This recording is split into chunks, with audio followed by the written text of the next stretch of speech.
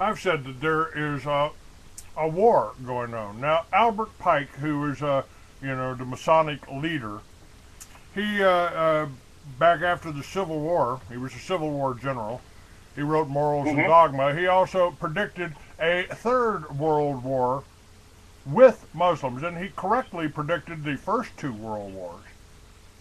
Mm-hmm. And it seems like with 9/11 that we are kind of headed towards a third world war against the Muslims.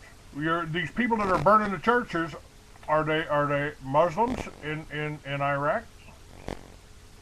Well, yeah, absolutely. As a matter of fact, the most recent attack on the church where 52 hostages were taken and 66 people were killed, the Islamic State of Iraq, which is an Al Qaeda affiliated group, claimed responsibility for that attack. And we're seeing more and more Muslim violence happening all over the world. We're seeing it firsthand. As a matter of fact, when President Jim was in Pakistan, he had to go into hiding for an entire day because on the television in the area he was in, there were actually bounties being given out to take out any white people that they saw in Pakistan. So, he had to go into hiding for a day and also keep low for the entire time he was there. And this all came from a Muslim group who, whether or not they purchased airtime or whatever, this TV station is, extreme Muslim or whatnot. But yeah, we're really seeing violence that has been perpetrated by Muslim extremists on the rise, and it's getting to the point where it's getting really, really out of hand. So, the predictions could definitely be correct.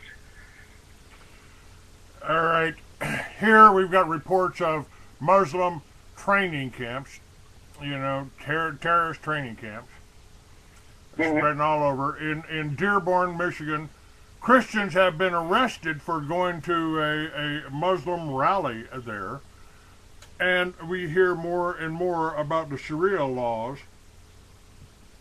being instituted in America. What's the situation? Well, the situation, and with this, I want to bring up something that we've just recently released, and it's the United Nations is starting to really put together this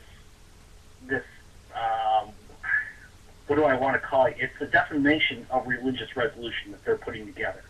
And what this is it will criminalize any words or actions determined to be adverse to a particular religion.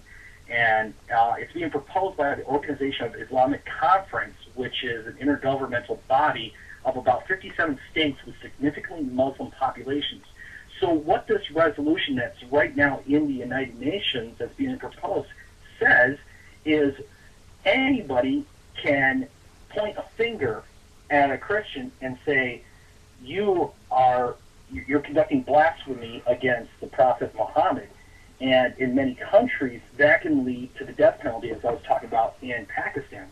Now, what this is going to do in the United States remains to be seen, but we do have a president who claims to be Christian, but is defending the Islamic faith way more than the Christian faith alone. As a matter of fact, he rarely mentions any kind of persecution that happens all over the world. He was in Asia just recently and didn't even mention any of the violence that's happening against Christians around the world, but was able to speak freely about how tolerant the Islamic faith is. So what's going to happen in the United States, remains to be seen, but, you're talking about Dearborn, which is a very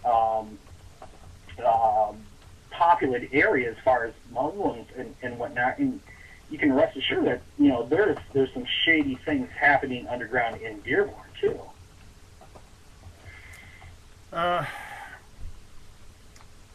this. Let me expand on this a little bit. I've said that we've got three religions that are conflicting here, and there's the Muslim religion. Originally, the Muslims and the Christians were actually on pretty good terms. They both believed in one God. What happened? You know, that is really perplexing because the Muslim faith and the Christian faith are similar in many areas. And as a matter of fact, one of our contacts in Bangladesh uses the Quran to show people how Christianity is the true faith. So, you know, I don't know where things went wrong. And I'm always trying to kind of research and find out, you know, what exactly happened. And, well, I mean, what's your input on it? There was a good movie that was made in the 50s about Muhammad. It was really well done.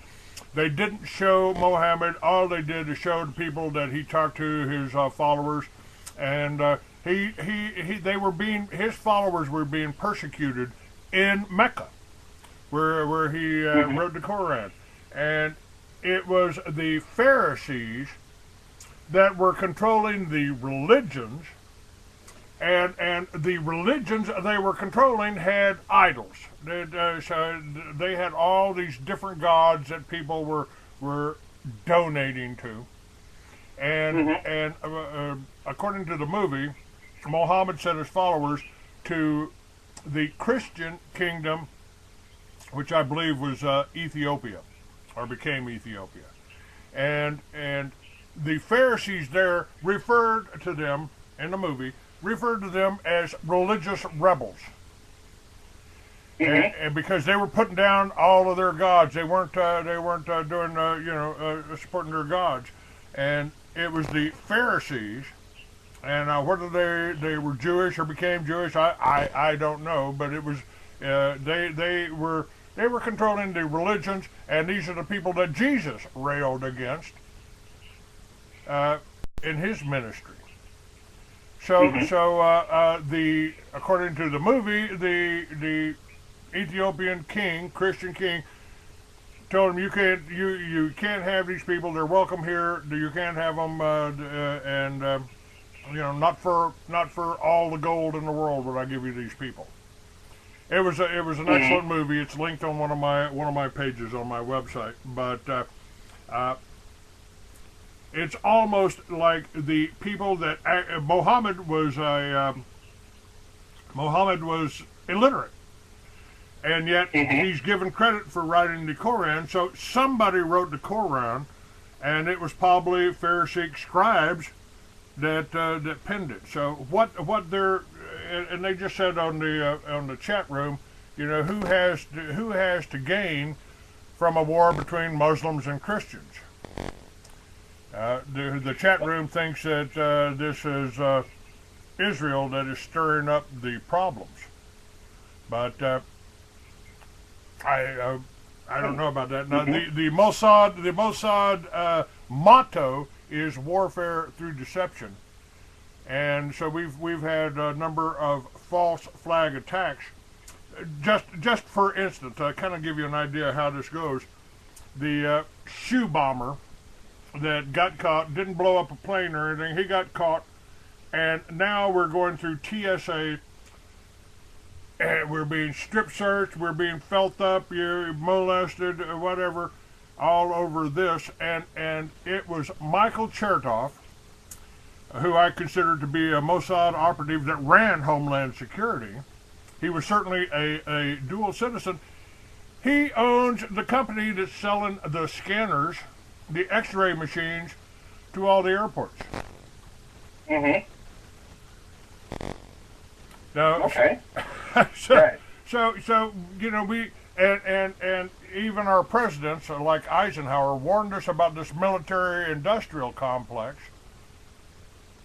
And so those people have the most to gain from seeing a war between Christians and Muslims. And in the First World War and Second